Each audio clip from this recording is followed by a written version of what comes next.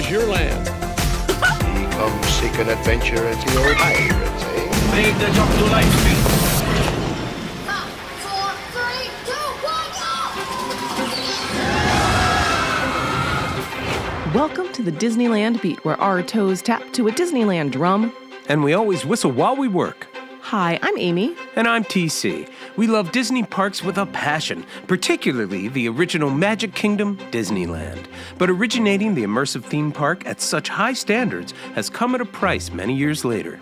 You have to maintain those standards and even continually improve on them, all while expanding and creating new experiences for new audiences. Right now, it looks like there's more change on the horizon of domestic Disney parks than we've seen in decades, especially at Disneyland. Let's look at what we know. Disneyland Forward is going to be at least a $1.9 billion expansion, with more funding likely coming from the city to aid in infrastructure and business corridors. It's going to bring large expansions to both Disneyland and Disney California Adventure, increasing its capacity. There's going to be new attractions, they're going to have to adhere to certain sound regulations, and they're going to be able to be very tall, taller than the Matterhorn if they want them to be. We know Avatar: World of Pandora is coming to Disneyland, supposedly as a land. We don't know if that would be inside the existing Disneyland or part of a new expansion, but we don't really have any details beyond that. And while we feel confident that we're going to love what we get, we are cautious about trusting any early speculation and even Disney's teasing of new ideas. Lots of things have been teased, and Disney has pointed to recent expansions and rides that have come to oversee parks. And undoubtedly, at D23, the fan expo where these things are often announced, there's going to be lots to say about what is or what may come to Disneyland.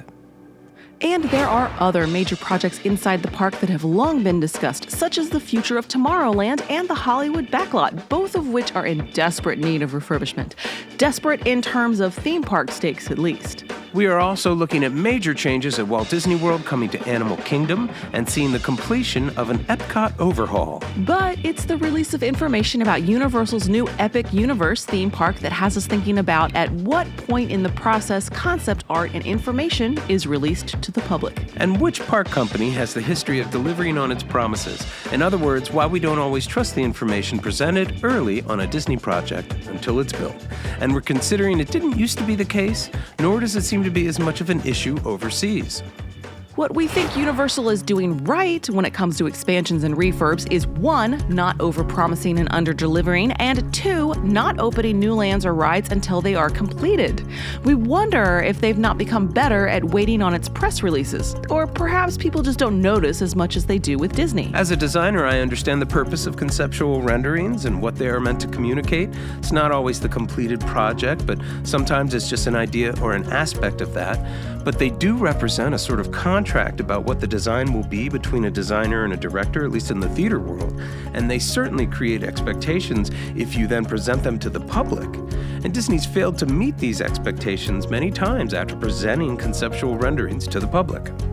Well, you don't have to look too far in the US to find an example of what we mean. A complete overhaul of Epcot is about to be completed, and it looks quite different from what was promised at a different D23 several years ago. Of course, the park did receive several impressive expansions that don't disappoint, including a new fan favorite ride, Guardians of the Galaxy Cosmic Rewind. That's not the issue. The issue is with what was promised but not built. We did not get Cherry Tree Lane, the Mary Poppins-themed section and attraction. The Communicore Hall is not the multi-level Shangri-La that was presented in the concept art, and they have struggled to find an updated nighttime spectacular. The Epcot display at D23 was almost overwhelming. It was amazing. It really got people excited about the project. And that impressive display, that just might be the issue. Perhaps they overpromised. Really nothing wrong with what they delivered. It just wasn't as much as what they promised.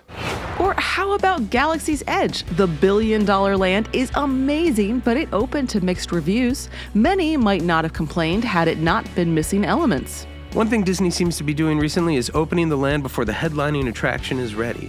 Many fans' opinion of Galaxy's Edge became much more positive once Rise of the Resistance opened, showing us that Disney is still king of the dark ride.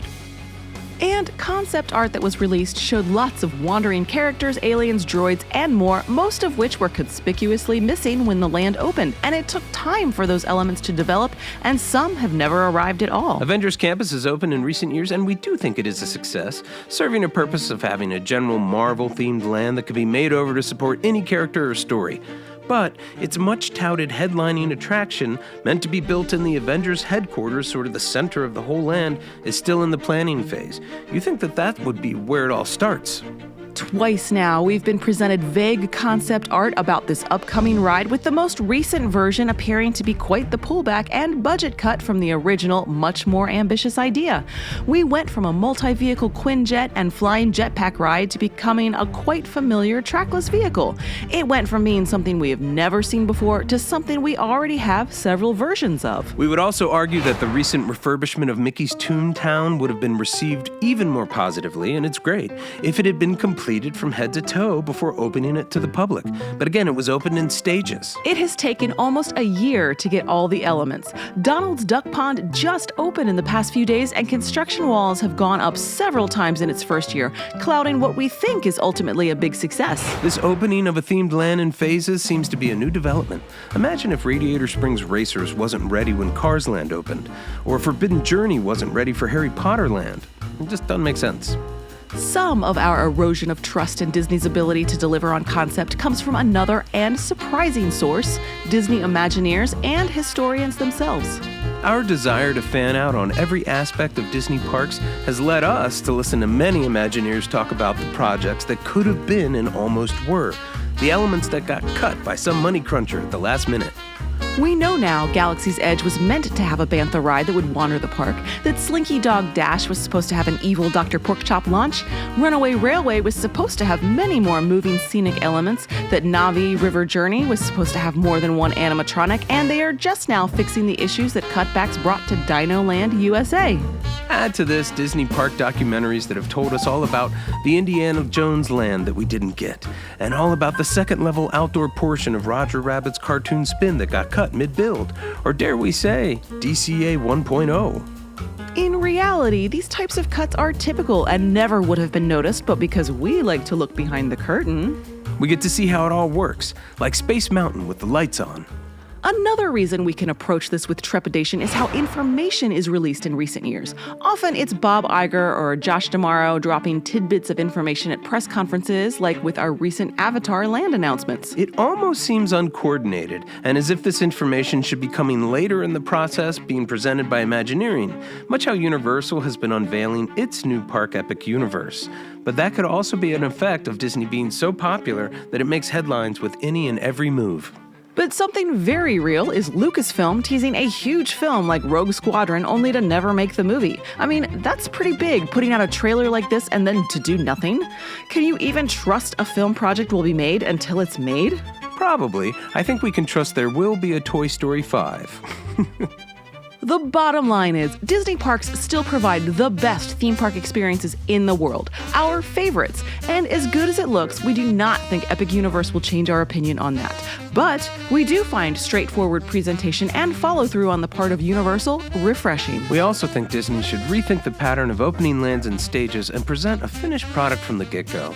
And make sure you deliver on the concept images that you present to the public. It's one thing to share unused concept art for an attraction as part of a retrospective on a ride, but once you display it to the public and say, "We are building this," then you should follow through. We sure want this for Disneyland Forward. What do you think? We'd love to hear your thoughts in the comments. Thanks for joining us. May the light in the firehouse window always shine brightly. And may your dreams always come true. We'll see you in the parks.